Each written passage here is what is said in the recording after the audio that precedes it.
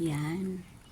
Pupulutin naman yan, mga dahon na yan. Kasi hindi siya pwedeng walisin. Pag winalis mo kasi, papasok siya sa ilalim ng mga bato. At dyan ko nakita yung ahas. Yan yung kasi yan, yung mga animal na yan. Dyan. Grabe yung mga dahon. Magkandalaglag. 2 times talaga yan nililinis. Ewan ko ba dito? Ito talaga yung pinaka number 1 talaga magkalat. Grabe kay kadaghan yung dahon. Na. Thanks God. Nagdighay ang gaga. Tanawa lagi. Grabe kay yung dahon mga hulog. Ganyang buntag na munit na pud ko. Nya karon mamunit na pud. Ginoo ko. Tabangan sa Diyos. Sa Diyos. Di ba tanawa? Yung nana jud na. Nya.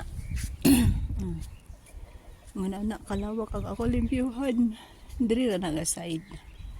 Anak tanan na mga dahon na magsigig pangahulog. Mauna niya dito pa ang kanang mangga ba jud. Na tanawon gani nato be.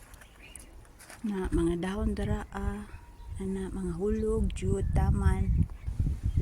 Nya kana gilimpyo na nako siya ganihang buntag. Nya karon limpyuhon na pud niya siya kay naana jud siya kadaghan.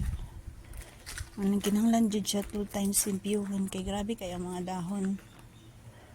Diba? Daghan kaayo. Nya dili pa na siya kay mohangin pa man karon. Nagahangin pa man so mas madaghan pa na siya unya. Diba? Inaana dili jud siya pwede dili siya limpyuhon kada adlaw.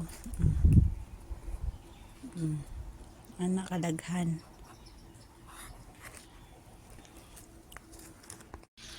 Mas dumami pa talaga. Diba? May mga ibon pang mas dumami pa. Tapos may mga ibon.